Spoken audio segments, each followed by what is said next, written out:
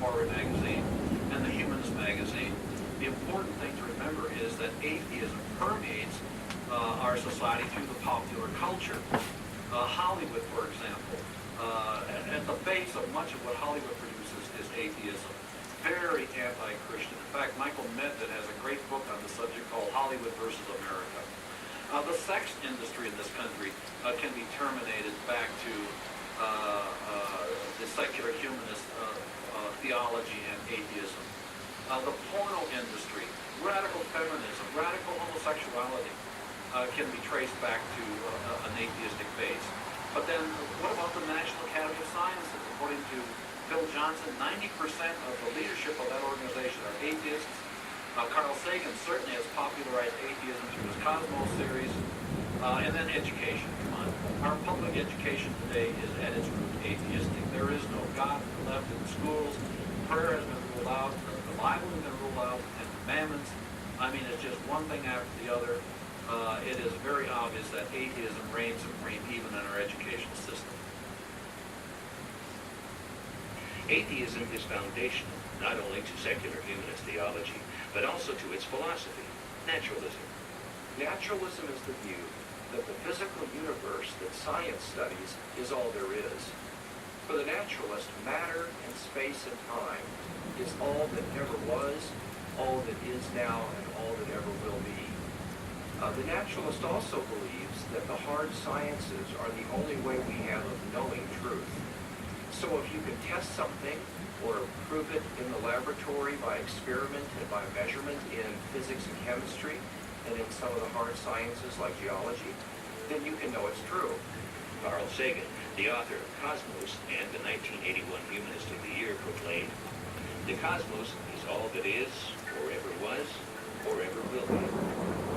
Secular humanists also deny the existence of the mind and soul, since neither can be observed or tested. Ideas, imagination, and even rationality are all viewed as simply side effects of electrochemical reactions in the brain.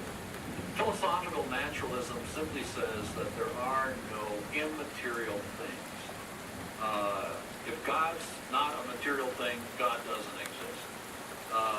Basically, there is no soul, there is no spirit, there are no angels, there is no afterlife, there's no heaven, there's no hell.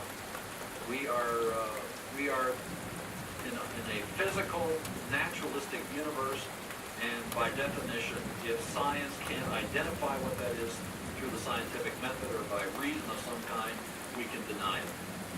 The philosophy of naturalism elevates man to the level of God, placing him in charge of his own destiny. There is no life after death. Man must focus only on the present material world.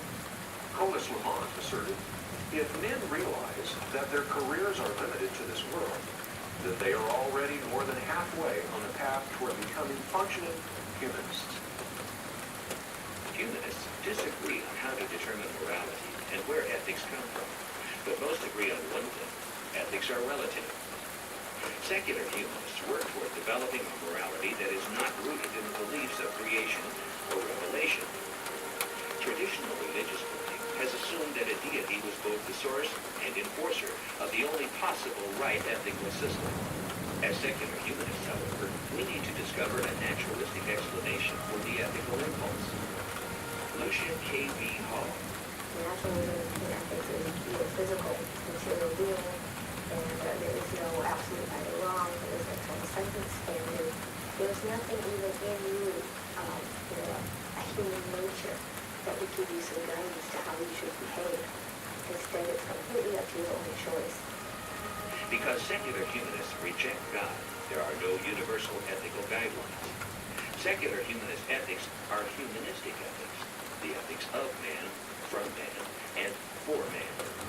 Humans determine what is right or wrong. All ethics are relative to people's interpretation and application of them in any given situation. Paul Kurtz even asserts that moral principles should be treated as hypotheses. So ethics is based on human experience. It's tested by its consequences in life and by the use of reason. It grows out of moral awareness of the needs of others, and it's modified in the light of the best scientific and rational criticism. This view of ethics is also known as situational ethics, cultural relativism, and the new morality.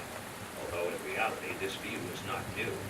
Moral relativism is basically the view that morality evolved and there's nothing that's truly right or wrong, but right and wrong is just relative to individuals or groups.